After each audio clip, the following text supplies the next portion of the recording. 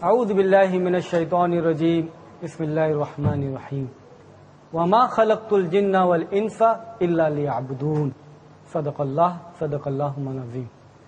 رب اشرح لی صدری ویسر لی امری واحلل عقدۃ من لسانی یفقهوا قولی۔ ناظرین اکرام، السلام علیکم ورحمۃ اللہ وبرکاتہ۔ آج کا موضوع ہے مقصد حیات، یعنی زندگی کا مقصد۔ اور یقین مانو انسان اپنی زندگی میں یقیناً ان بنیادی سوال کی طرف اپنے ذہن کو پاتا ہے، اور اس کے ذہن میں یہ سوال اٹھتا ہے کہ اس کی زندگی کا مقصد کیا ہے، وہ کیوں پیدا کیا گیا ہے، وہ کیوں اس دنیا میں ہے، وہ کہاں سے آیا ہے، وہ کہاں یہاں سے جائے گا، آخر کیا ہے یہ ساری کائنات اور کیوں اس دنیا میں وہ یہاں موجود ہے۔ اور یہ بنیادی سوالیں نئے سوال نہیں ہیں، بلکہ ہمیشہ سے انسان اس سے دوچار ہوتا رہا ہے، اور یہ کوشش ہوتی رہی، چاہے وہ دانشوروں ہوں، چاہے کسی بھی زمانے کے لوگ ہوں، یا مذہبی پیشوا ہوں، یا کوئی بھی ہو، اپنے طور پر یہ ہمیشہ کوشش کی گئی کہ ان سوالوں کا جواب دیا جائے کہ آخر اس زندگی کا مقصد کیا ہے، کیوں انسان اس دنیا میں ہے، اور کہاں سے آیا اور کہاں جائے گا۔ ظاہر ہے کہ کوئی بھی چیز کی معلومات، اس کی جانکاری، اس کا ذریعہ، ہم بخوبی جانتے ہیں کسی چیز کے بارے میں اگر معلوم کرنا ہے تو اس کے ایک خاص طریقے ہیں، ذریعے ہیں۔ مثال کے طور پر کوئی بھی چیز ہو، اگر اس کا کلر ہم کو معلوم ہونا ہو تو ہم آنکھ کے ذریعے سے اس کا کلر دیکھ سکتے ہیں۔ اگر ہم اس کے بارے میں اور بھی چیزیں کچھ معلوم کرنی ہے اور اس کی تفصیل معلوم کرنی ہے تو ہم اپنے پانچوں حص، آنکھ ہے، کان ہے، ناک ہے، چھونے کی وہ ہے اور عقل ہے، یہ ساری چیزیں استعمال کرتے ہیں تاکہ ہم کو معلومات حاصل ہو۔ اسی طریقے سے ہم دنیا کی ساری چیزوں کی معلومات، جانکاری انہی ذریعے سے ہم حاصل کرنے کی کوشش کرتے ہیں، لیکن ہم کتنی بھی کوشش کر جائیں، ہم ان سوالوں کا جواب پانے کے لیے کہ ہم کیوں دنیا میں آئے اور کہاں جائیں گے یہاں سے اور کیوں پیدا کیے گئے، ان سوالوں کا جواب ہم کتنی بھی کوشش کریں، آنکھ کے ذریعے سے، ناک کے ذریعے سے، چھونے کے ذریعے سے، عقل کے ذریعے سے، ہم ہرگز اس کی تہ تک نہیں پہنچ پاتے۔ وجہ کیا ہے؟ کیونکہ ہر ایک فیلڈ کا ایک لمیٹیشن ہے، یعنی آنکھ کا لمیٹیشن ہے کہ اگر آنکھ سے ہم کوئی چیز کا کلر دیکھنا ہے تو کلر دیکھ سکتے ہیں، لیکن یہ نہیں دیکھ سکتے، یہ نہیں پہچان سکتے اگر آنکھ بند کر لیں گے اور آنکھ کے علاوہ دوسری چیزیں اس کے پیچھے اگر ہم دیکھنا چاہیں تو وہ اس کے حد پار نہیں کر سکتے۔ اس سے معلوم ہوا کہ آنکھ کی بھی لمیٹیشن ہے، سننے کی بھی لمیٹیشن ہے، چھونے کی بھی لمیٹیشن ہے، عقل اور سمجھ کی بھی لمیٹیشن ہے۔ وہ ایک حد تک حاصل کر سکتا ہے، ایک حد تک جوابات حاصل کر سکتا ہے، لیکن اس کے بعد، اس کے بیونڈ، اس کے پرے وہ اس کا جواب حاصل نہیں کر سکتا۔ اسی لیے یہ ضروری ہے یہ جاننے کے لیے کہ ان سوالوں کا جواب ہم کو کیسے حاصل ہو۔ میں یقیناً یہ بات دعوے کے ساتھ کہہ سکتا ہوں کہ جس نے ہم کو پیدا کیا،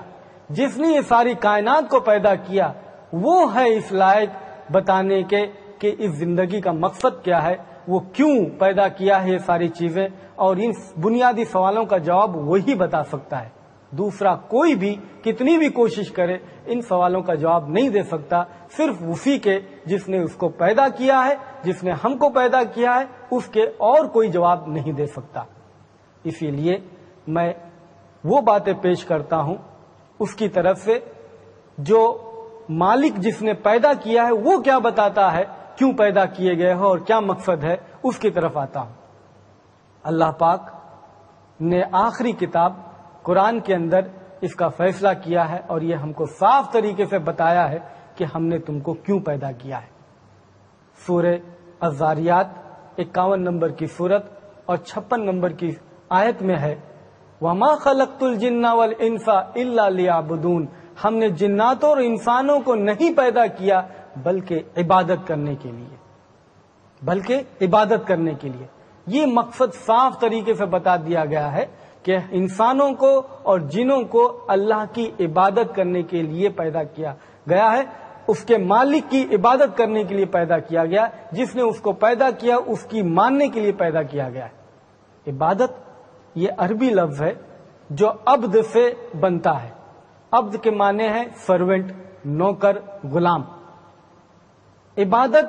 عبدیت، یہ ایسا مطلب اس کا ہوا کہ جو بھی مالک کہے اس کے حساب سے اپنے آپ کو تابع کر دینا، اس کو عبادت کہتے ہیں۔ جو بھی مالک چاہتا ہے ویسا کرنا، اس کو عبادت کرتے ہیں۔ اپنی مرضی کو اللہ کی مرضی کے تابع کر دینا، اس کو عبادت کہتے ہیں۔ اسی لیے اب ہمیں معلوم ہوا کہ ہم اللہ کی عبادت کے لیے پیدا کیے گئے، اس کے بتائے ہوئے طریقے کے حساب سے زندگی گزارنے کے لیے پیدا کیے گئے، اپنی من مانی زندگی گزارنے کے لیے نہیں پیدا کیے گئے۔ اسی لیے اللہ پاک نے قرآن کے اندر دوسری جگہ بھی اسی تعلق سے ہمیں بتاتا ہے کہ مقصد زندگی کیا ہے، مقصد حیات کیا ہے۔ سورہ ملک 67 نمبر کی سورت ہے اور 2 نمبر کی آیت میں اللہ پاک فرماتا ہے، الذی خلق الموت والحیات، اسی نے تو ہے جس نے موت اور زندگی کو پیدا کیا۔ الذی خلق الموت والحیات لیبلوکم ایکم احسن عملا، تاکہ دیکھے کہ تم میں کون ہے اچھے کرم کرنے والا، اچھے عمل کرنے والا، اچھے کام کرنے والا۔ تو اب یہ معلوم ہوا کہ ہم اس دنیا میں آئے ہیں اچھے کام کرنے کے لیے، ایک ایگزامینیشن کے تحت، ایک امتحان کے تحت، ایک پریکشا کے تحت۔ ہماری پریکشا ہے کہ ہم اچھے کام کرتے ہیں یا برے کام کرتے ہیں، اور اس کے حساب سے انعام ہوگا، اس کے حساب سے رزلٹ ملے گا۔ جب یہ معلوم ہوا کہ یہ زندگی آزمائش کی جگہ ہے، تو ہم یقیناً اس تحت کہہ سکتے ہیں کہ یہ پورا جو دنیا ہے ہمارے لیے ایگزامینیشن ہال ہے۔ تو ہم اس ایگزامینیشن ہال میں، اس پیریڈ میں جو زندگی ہماری ہے، اس پیریڈ میں ہم امتحان دے رہے ہیں، اور یہ ہماری زندگی کا مقصد جس نے ہم کو پیدا کیا ہے اس نے صاف طریقے سے قرآن کی آیتوں میں بیان کر دیا۔ دوستو، اللہ پاک نے انسان کو خوبیوں کے ساتھ پیدا کیا، بہت سے چیزوں کو اللہ نے پیدا کیا، لیکن انسان اس میں سے اشرف المخلوقات ہے۔ ہم جانتے ہیں کہ اللہ پاک نے آسمان، سورج، چاند، زمین اور ساری چیزیں پیدا کیا ہے، بلکہ یہ ساری چیزیں ان کے پاس میں اپنا کوئی فریڈم آف چوائس نہیں ہے، اپنا کوئی قوت ارادی نہیں ہے، وہ اپنی مرضی سے کچھ کرنا چاہیں تو نہیں کر سکتے۔ جانور بھی اپنی مرضی سے کچھ کرنا چاہیں تو نہیں کر سکتے۔ جیسا ان کو پیدا کیا گیا ہے، جیسا اللہ کے طرف سے پروگرامنگ ان کی گئی ہے، اسی طریقے سے وہ اپنی زندگی گزارتے ہیں، انسٹنکٹ کے ذریعے سے زندگی گزارتے ہیں۔ وہ اپنی مرضی سے کچھ بھی نہیں کر سکتے۔ لیکن انسان اور جن، دوسری قوم، ان 2 قوموں کو اللہ نے فریڈم آف چوائس دیا ہے،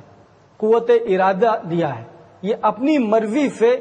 کام کر سکتے ہیں۔ ان کے سامنے 2 چیز ہے، اچھائی اور برائی ہے۔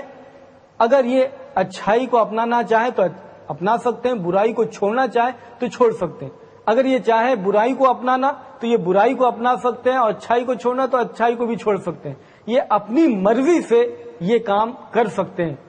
یہ جو کوالٹی ہے انسانوں کے اندر ہے، فرشتوں میں بھی نہیں ہے۔ اسی لیے جب یہ انسان اپنی مرضی کے حساب سے خود سے اچھے کاموں کو کرتا ہے اور برے کاموں کو چھوڑتا ہے تو اللہ پاک اس کو انعام کرتے ہیں، اس سے خوش ہوتے ہیں۔ میں اس کے تعلق سے ایک مثال دیتا ہوں کہ 2 بچے ہیں، دونوں بچوں کو اگر ہم پڑھاتے ہیں، اور سمجھو 2 چھوٹے بچوں کو ہم A سے لے کے Z تک پڑھا دیے ہیں، اور پھر اس کے بعد میں دونوں بچوں کو ہم یہ کہتے ہیں کہ تم A سے لے کے Z تک ABCD سب پورا لکھو، اور ایک بچے کا ہاتھ ٹیچر پکڑ لیتی ہے اور وہ A سے لے کے Z تک لکھتی ہے، اور دوسرا بچہ اپنے ہی طور پر خود سے A سے لے کے Z تک لکھنے کی کوشش کرتا ہے، لیکن بیچ بیچ میں غلطی کرتا ہے۔ A صحیح لکھتا ہے، B الٹا لکھتا ہے، C صحیح لکھتا ہے، D الٹا لکھتا ہے، اس طریقے سے کچھ غلطیاں کرتا ہے، لیکن وہ A سے Z پورے اپنے طور پر خود سے لکھنے کی کوشش کرتا ہے۔ جبکہ پہلا بچہ اس کا ٹیچر ہاتھ پکڑ لیتی ہے اور وہ لکھتا ہے تو ظاہر ہے وہ ساری چیزیں اے سے لے کے زیڈ تک پرفیکٹلی صحیح لکھتا ہے. اگر ہم کو انعام دینا ہے، ریوارڈ دینا ہے، میرٹ دینا ہے تو ہم کس بچے کو دیں گے؟ ظاہر ہے اس بچے کو دیں گے جو اپنے طور پر خود سے لکھنے کی کوشش کرتا ہے. جبکہ وہ غلطی بھی کرتا ہے پھر بھی ہم اسی کو میریٹوریس کہیں گے، اسی کو انعام کے لائق سمجھیں گے. اس بچے کو انعام کے لائق نہیں سمجھیں گے جس کا ٹیچر نے ہاتھ پکڑ لیا ہے. ٹیچر لکھ رہی ہے لیکن ایسا لگتا ہے کہ وہ بچہ اپنی طرف سے کیا، ایسا نہیں ہے. تو ہم اس بچے کے بجائے دوسرے بچے کو میریٹوریس کہیں گے. میں یہ مثال فرشتوں اور انسانوں کے تعلق سے دیتا ہوں کہ فرشتوں کے اندر یہ کوالٹی ہے ہی نہیں کہ وہ غلطی کر سکیں، وہ اپنے طور پر چن سکیں، اپنے طور پر فریڈم آف چوائس کا فیکلٹی ایکسرسائز کر سکے. وہ برا کرنا چاہے تو بھی نہیں کر سکتے، اچھا کرنا چاہے تو بھی نہیں کر سکتے. جیسا ان کو پروگرامنگ کیا گیا ویسا کریں. لیکن انسان کو یہ ایک قوت ارادی دے کر کے، اللہ پاک جو ہے فریڈم آف چوائس دے کر کے، اب یہ انسان جو ہے اپنے طور پر خود سے اگر اچھائی کو اپناتا ہے تو اس کو انعام دیتا ہے اللہ پاک، اور اگر یہ برائی کے راستے کو اپناتا ہے تو اس کے لیے اس کو سزا کا مستحق قرار دیا. یا ایھا الناس، اے انسانوں، اعبدوا ربکم الذی خلقکم، اے انسانوں تم پوجا کرو، عبادت کرو اس کی جس نے تم کو پیدا کیا ہے. اعبدوا ربکم الذی خلقکم والذین من قبلکم، اور اس کو پیدا کیا جو تم سے پہلے آئے. تو کیا کہا گا؟ اے انسانوں تم اس کی عبادت کرو جس نے تم کو پیدا کیا اور جس نے تم سے پہلے کے لوگوں کو بھی پیدا کیا. لعلکم تتقون. سیدھی سادی بات ہے کہ عقل میں آنے جیسی بات ہے کہ پوجا اس کی کرے، عبادت اس کی کرے جس نے تم کو پیدا کیا ہے، جس نے تم سے پہلے کے لوگوں کو پیدا کیا، ساروں کو پیدا کیا. وہ ہے لائق اس کے کہ اس کی عبادت کی جائے، اس کی پوجا کی جائے. ایک مینوفیکچرر کوئی بھی پروڈکٹ پیش کرے گا تو اس کو اچھے طریقے سے معلوم ہے کہ اس پروڈکٹ کے لیے اچھا کیا ہے اور برا کیا ہے. اس کے علاوہ دوسرے کو نہیں معلوم ہے. اسی طریقے سے اگر مالک نے ہم کو پیدا کیا ہے تو اس کو اچھی طریقے سے معلوم ہے کہ ہمارے لیے اچھی چیز کیا ہے، بری چیز کیا ہے. اور ظاہر ہے اس کے بتائے ہوئے طریقے کے اوپر اگر ہم چلیں گے تو ساری ہی اچھائیاں ہمارے اندر پائی جائیں گی، ساری ہی اچھائیاں ہمارے اندر حاصل ہوں گی اور ہم برائیوں سے بچ جائیں گے. اسی لیے اللہ پاک فرماتا ہے لعلکم تتقون، تاکہ تم اچھے بن جاؤ، تاکہ تم پرہیزگار بن جاؤ، تاکہ تم کامیاب ہو جاؤ. پھر آگے آیت میں ہے 22 نمبر کی آیت میں الذی جعل لکم الارض فراشا، اسی نے تو ہے جس نے زمین کو تمہارے لیے بچھونا بنایا. تو مطلب یہ ہوا پوجا اس کی کرو جس نے تمہارے لیے زمین کو بچھونا بنایا. الذی جعل لکم الارض فراشا والسماء بناء، اور آسمان کو چھت بنایا. تو پوجا اس کی کرو، عبادت اس کی کرو جس نے آسمان کو تمہارے لیے چھت بنایا. وَأَنزَلَ مِنَ السَّمَاءِ مَاءً، اور پھر آسمان سے تمہارے لیے پانی کو اتارا. پوجا اس کی کرو، عبادت اس کی کرو جس نے تمہارے لیے پانی اتارا. ایک ایک چیز اگر ہم غور سے دیکھیں تو ہمارا دماغ کام نہیں کرتا کہ کس طریقے سے اللہ پاک نے یہ چیزیں ہمارے لیے پیدا کیا ہے، ہمارے مالک نے یہ ساری چیزیں پیدا کیا ہے. زمین کا ہم اگر ویگانک طریقے سے، سائنٹیفک طریقے سے اس کا انالیسس کریں تو ہم کو معلوم پڑتا ہے کہ یہ زمین کی پرت جو اوپر کی طرف ہے وہ بہت پتلی ہے. اس مقابلے میں اگر ہم اس پورے ڈائی میٹر کو، اس پورے گلوب کو کنسیڈر کریں، اس پرت کے نیچے بہت ہی گرم کھولتا ہوا لکوڈ ہے. اگر اس میں ایک پنکچر ہو جائے اور کنٹینیوسلی اس کے اندر سے لکوڈ باہر آ جائے تو زندگی بالکل مشکل ہو جائے، سارا تہس نہس نشٹ ہو جائے. یہ پرت اگر اس کے مقابلے میں ایک فلم ہے، ایک چھوٹی سی بہت ہی باریک سی پرت ہے، یہ کتنا بہترین طریقے سے کورڈ ہے کہ ہم غور نہیں کر سکتے کہ کتنا زبردست نظام ہے اللہ کی طرف سے. تو یہی اللہ پاک کہتا ہے الذی، وہی تو ہے جس نے تمہارے لیے زمین کو بچھونا بنایا. تو پوجا اس کی ہونی چاہیے جس نے یہ تمہارے لیے زمین بنایا. ہم کسی کی بھی جو اللہ کو چھوڑ کر کے ہم پوجا کرتے ہیں، ہم خود اپنے دل سے یہ پوچھیں، جس کی ہم عبادت کرتے ہیں، جس کی ہم پوجا کرتے ہیں، جس کے سامنے ہم اپنا سر جھکاتے ہیں، اور یہ سوال ہم اپنے آپ سے کریں، کیا اس کی کیا یہ جس کی میں پوجا کرتا ہوں یہ ہے جس نے زمین کو بنایا، یہ ہے جس نے آسمان کو بنایا، یہ ہے جس نے پانی کو برسایا؟ فوراً ہمارا دل اس کا جواب دیتا ہے نہیں، یہ جس کی ہم پوچھا کر رہے ہیں، جس کے سامنے ہم سر جھکا رہے ہیں، یہ ہرگز اس نے زمین نہیں بنایا، ہرگز یہ آسمان اس نے نہیں بنایا۔ فوراً ہم کو جواب مل جاتا ہے۔ تو یہی غور کرنے کی بات ہے انسانوں کے لیے، اور اللہ پاک یہاں پر صاف صاف طریقے سے ایڈریس کرتا اور بتاتا ہے، لوگوں سے بات کرتا ہے، یا ایھا الناس، اے انسانوں، اعبدوا ربکم الذی خلقکم، عبادت کرو، پوجا اس کی کرو، پرستش اس کی کرو جس نے تم کو پیدا کیا۔ اسی نے تو ہے جو آسمان سے پانی برساتا ہے۔ پانی جو برستا ہے، حالانکہ ہم بخوبی جانتے ہیں کہ جب سے دنیا قائم ہے، ساری کائنات کو قائم ہونے کے لیے، چرند پرند کو باقی رہنے کے لیے پانی بہت ضروری ہے، اشد ضروری ہے۔ بارش کے موسم جب آتا ہے اور جب بھی کبھی بارش دیر سے ہوتی ہے تو کھلبلی مچ جاتی ہے۔ کتنا ضروری ہے یہ پانی ہمارے لیے، اس کو غور، اس کا مطلب احساس ہم کو اس وقت ہوتا ہے جب یہ تھوڑا سا دیر سے پانی برسنے کا اندیشہ ہوتا ہے اور جب یہ ہوتا ہے۔ لیکن ہم کو یہ کبھی سوچنے پر مجبور ہم نہیں ہوتے کہ جا سوچے تو صحیح کہ جو ہمارے لیے پانی برساتا ہے، پھر آگے آیت میں فَأَخْرَجَ بِهِ مِنَ الثَّمَرَاتِ رِزْقًا لَكُمْ، اور پھر اسی پانی سے، زمین سے وہ تمہارے لیے کھانے پینے کی چیزیں اگاتا ہے۔ فَأَخْرَجَ بِهِ مِنَ الثَّمَرَاتِ رِزْقًا لَكُمْ، تو یہ ساری چیزیں غور کرنے کی بات ہے کہ جس نے تمہارے لیے زمین کو بچھونا بنایا، جس نے تمہارے لیے آسمان کو چھت بنایا، جو تمہارے لیے پانی برساتا ہے آسمان سے، جو زمین سے تمہارے لیے اناج کو اگاتا ہے تمہارے کھانے پینے کے، وہ صحیح مستحق ہے، وہ صحیح ہے اس لائق کے کہ اس کی عبادت کی جائے، اس کی پوجا کی جائے، اس کے سامنے سر جھکایا جائے، اس کے علاوہ کوئی اور اس کا حقدار نہیں ہوتا۔ آخری میں کنکلوڈ یہ ہوتا ہے، اللہ پاک اس کے بعد کہتے ہیں وَأَنزَلَ مِنَ السَّمَاءِ مَاءً فَأَخْرَجَ بِهِ مِنَ الثَّمَرَاتِ رِزْقًا لَكُمْ، اسی نے تمہارے لیے زمین سے اگایا۔ فَلَا تَجْعَلُوا لِلَّهِ أَندَادًا، تو پھر تم اس کے لیے دوسرا کھڑا مت کرو پوجنے کے لیے مقابلے میں۔ فَلَا تَجْعَلُوا لِلَّهِ أَندَادًا، تو اللہ کے لیے دوسرا کوئی کسی کو تم کھڑا مت کرو اس کو عبادت کرنے کے لیے۔ وَأَنْتُمْ تَعْلَمُونَ، اور تم کو تو یہ معلوم ہے، تم کو تو یہ سمجھ میں بات آتی ہے۔ مطلب یہ اتنی سمپل بات ہے کہ اس کے بالکل الٹ آدمی کا دماغ جا ہی نہیں سکتا اگر تھوڑا بھی عقل وہ رکھتا ہو، کہ یہ سمپل بات ہے کہ جو عبادت کے لائق ہے وہ ہے جس نے تمہارے لیے یہ ساری چیزیں پیدا کیا، دوسرا کوئی اس کا حقدار نہیں ہو سکتا۔ یہ سمپل بات ہے، وَأَنْتُمْ تَعْلَمُونَ، جو تم کو معلوم ہے۔ اللہ پاک ان دو آیتوں میں بہت بنیادی بات انسانوں کے سامنے پیش کرتا ہے کہ دیکھو، تم اللہ کو چھوڑ کر کے کسی اور کی عبادت مت کرنا، تم اپنے مالک کو چھوڑ کر کے کسی دوسری چیزوں کی پرستش مت کرنا۔ یہ بنیادی بات انسانوں کی زندگی میں ہمیشہ سے یہ رہی ہے، اور یہ بنیادی بات ہمیشہ سے پائی جاتی رہی ہے، اور یہ آج بھی اس کا مقصد یہی ہے کہ وہ اپنے مالک کو پہچانے، اپنے رب کو پہچانے، اپنے پیدا کرنے والے کو پہچانے۔ یہ زندگی کا بنیادی مقصد ہے، اور اسی کے حساب سے اپنی زندگی کو گزارے، اور اسی کے حساب سے اپنے اس زندگی کے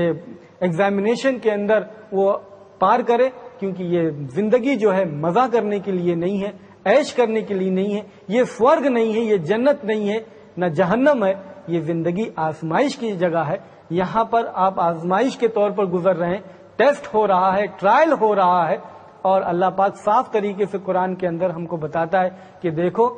اس زندگی کے اندر ہم تم کو خوف دے کر کے، بھوک دے کر کے، نقصان دے کر کے، تمہارے مالوں میں نقصان دے کر کے، تمہاری جانوں میں نقصان دے کر کے ہم تم کو آزمائیں گے، یقیناً آزمائیں گے۔ مثال کے طور پر سورہ بقرہ کی آیت ہے، 2 نمبر کی سورت اور 155 نمبر کی آیت، وَلَنَبْلُوَنَّكُمْ بِشَيْءٍ مِّنَ الْخَوْفِ وَالْجُوعِ وَنَقْصٍ مِّنَ الْأَمْوَالِ وَالْأَنفُسِ وَالثَّمَرَاتِ وَبَشِّرِ الصَّابِرِينَ، لیکن ان کو گلیڈ ٹائڈنگ دے دو، خوشخبری دے دو جو صبر کرتے ہیں اور صبر کے ساتھ میں زندگی گزارتے ہیں۔ یہ دنیا آزمائش کی ہے، تو اس آزمائش میں ہم کامیاب ہوں، یہ ہمارا مقصد ہے۔ اس کے علاوہ ہم اگر دھوکہ کھاتے ہیں تو ہم اپنے مقصد سے ہٹ جاتے ہیں اور ہم ناکامیاب ہو جائیں گے، ہمارے لیے یہ آخرت میں نقصان دہ ہوگا، کیونکہ ریزلٹ جب آؤٹ ہوگا وہ آخرت کا دن ہوگا، مرنے کے بعد جب ہم پھر سے اٹھائے جائیں گے اس وقت ہمارا ریزلٹ آؤٹ ہوگا، تو اس وقت ہمارا ریزلٹ جو ہے پاس کی شکل میں ہونا چاہیے، فیل کی شکل میں نہیں ہونا چاہیے۔ اس چیز کو ہم کو سمجھنے کی ضرورت ہے۔ اس دنیا میں ہم اس کے ہی بتائے ہوئے طریقے پر ہم اپنی زندگی گزاریں، یہ زندگی کا مقصد ہے۔ اور وہ کیا کیا ہے وہ قرآن کے ذریعے سے ہمیں معلوم ہوگا، کیونکہ یہ قرآن آخری کتاب اللہ پاک نے ہمارے لیے اتاری ہے، اور اس کے ذریعے سے ہم کو بتاتا ہے کہ کیا تمہیں کرنا ہے اور کیا نہیں کرنا ہے۔ میں اور بھی بات یہاں پر بتانا چاہتا تھا کہ اس قرآن کی اگلی آیتوں میں 23 اور 24 نمبر کی آیت میں اللہ پاک یہاں پر یہ بتاتا ہے کہ یہ باتیں صحیح ہیں، یہ غلط نہیں ہے، اس کے اندر کوئی شک کی گنجائش نہیں ہے، کیونکہ اللہ پاک یوں فرماتا ہے ان کنتم فی ریب مما نزلنا علی عبدنا، اگر تم یہ شک کرتے ہو کہ یہ کتاب جو ہم نے نازل کی ہے تو تم بھی اس جیسی ایک صورت بنا کر کے پیش کرو، فاتوا بسورۃ من مثلہ وادعوا شہداءکم من دون اللہ، اور تم اپنی مدد کے لیے ساروں کو بلا لو ان کنتم صادقین، اگر تم سچے ہو۔ ایک چیلنج ہے کہ اگر یہ کتاب کے تعلق سے تمہیں شک ہے کہ یہ کتاب اللہ کی طرف نہیں ہے تو تم بھی اس جیسی ایک صورت پیش کرو، لیکن یہ ممکن نہیں تمہارے لیے کہ اس جیسی ایک چیپٹر بھی پیش کرو۔ لیکن اللہ پاک اگلی آیت میں فرماتا ہے فَإِن لَمْ تَفْعَلُوا، اگر تم ایسا نہ کر سکو، وَلَن تَفْعَلُوا، اور تم ہرگز ایسا نہ کر سکو گے، فَاتَّقُوا النَّارَ الَّتِي وَقُودُهَا النَّاسُ وَالْحِجَارَةُ، تو اس ایندھن سے ڈرو، اس آگ سے ڈرو جس کا ایندھن انسان اور پتھر ہیں، اعدت للکافرین، جو تیار کی گئی ہیں ان لوگوں کے لیے جو انکار کر دیتے ہیں۔ یہاں پر اگر غور کریں تو انسانوں کے لیے ایک سکون ہے، چین ہے کہ اس کے من کے اندر یہ شنکا نکال دی جاتی ہے کہ اس کو شک بھی نہ رہے کہ یہ کتاب صحیح ہے یا نہیں ہے، یہ ڈاؤٹ فل ہے یا نہیں ہے، یہ ڈاؤٹ بھی اس کے من سے نکال دی جاتی ہے، اور وہ ایک دم مطمئن اور کنفرم ہو جاتا ہے کہ جو بھی بات ہے وہ صحیح ہے، اور اس پر وہ اگر ایکسپٹ کرتا ہے تو اس کو اطمینان ملتا ہے کہ جو کچھ بھی عمل وہ کر رہا ہے، جس پر بھی چل رہا ہے وہ برابر چل رہا ہے، صحیح چل رہا ہے۔ یہ ڈاؤٹ بھی اس کے من سے نکال دیا جاتا ہے کہ اس کے من میں یہ کھٹکا رہے کہ بھائی یہ صحیح ہے یا نہیں ہے۔ تو یہ ایک چیلنج کے طور پر ہے کہ ایسی کتاب کوئی دنیا میں دوسرا کوئی پیش ہی نہیں کر سکتا، یہ میریکل ہے، ایک معجزہ ہے۔ آدمی کے دل سے الحمدللہ یہ بھی یقین ہو جاتا ہے کہ یہ بات صحیح ہے۔ تو اسی طریقے سے ہم کو غور کرنا چاہیے کہ ہماری زندگی کا مقصد کیا ہے، ہم اپنے مقصد سے ہٹے نہیں، صحیح راستے پر رہیں اور صحیح طور سے ہم اپنی زندگی کو گزاریں، اور اس دنیا میں جس لیے آئے ہیں اس میں ہم کامیاب ہو جائیں، تاکہ مرنے کے بعد میں ہم ہمیشہ کی زندگی سور کے اندر مزے سے زندگی گزاریں، ورنہ اگر ایسا نہیں ہوگا تو ہمیں ہمیشہ کے لیے نقصان اٹھانا پڑ جائے گا۔ وآخر دعوانا ان الحمدللہ رب